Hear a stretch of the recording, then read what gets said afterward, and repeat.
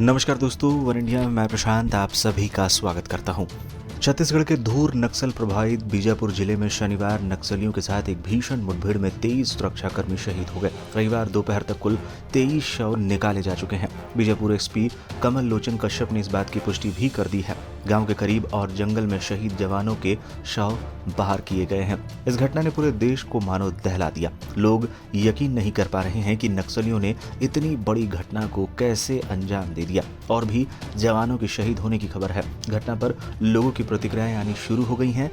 भारतीय टीम के कप्तान विराट कोहली ने भी घटना पर दुख जताया है। इसके अलावा पूर्व भारतीय ओपनर वीरेंद्र सहवाग और गौतम गंभीर ने भी घटना पर गंभीर प्रतिक्रिया दी है।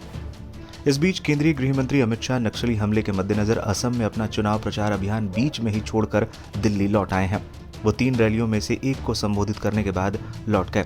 गुवाहाटी में शाह ने जवानों को श्रद्धांजलि देते हुए कहा कि उनके परिवार और देश को वो विश्वास दिलाते हैं कि जवानों ने देश के लिए अपना जो खून बहाया है वो व्यर्थ नहीं जाएगा। नक्सलियों के खिलाफ मजबूती से हमारी लड़ाई चलती रहेगी और हम इसे परिणाम तक लेकर जाएंगे।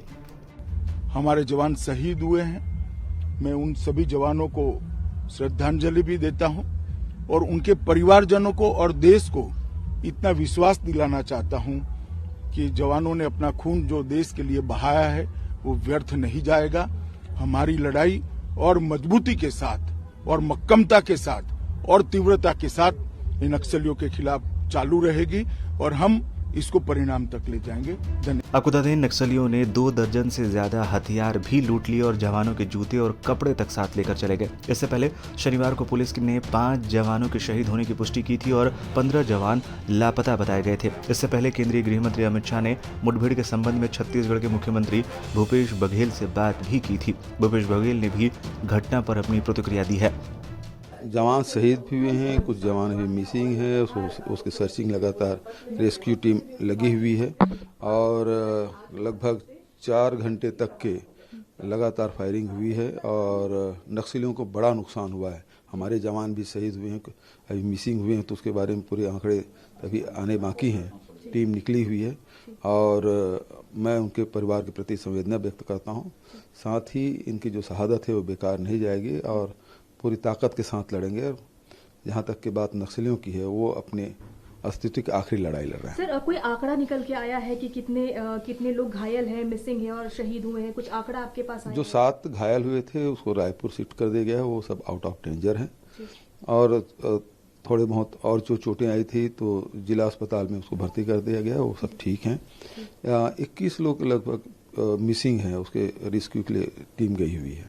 अमित शाह जी का फोन आया था अभी सुबह और इस मामले में बातचीत की और उन्होंने कहा जो सीआरपीएफ के डीजी हैं उसको भेज रहे हैं, वो पहुंच जाएंगे और फिर आगे की जो प्लानिंग है उसमें लगेंगे। तो ये संयुक्त रूप से ये अभियान चल रहा है।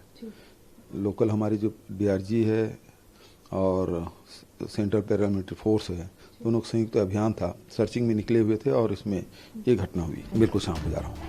आपको बता दें, शनिवार करीब दोपहर 12 बजे बीजापुर सुकमा जिले की सीमा पर जोनागुड़ा गांव के करीब सुरक्षा बलों की नक्सलियों से मुठभेड़ हो गई। सूत्रों के मुताबिक इस मुठभेड़ में नक्सलियों का भी बड़ा दस्ता शामिल था।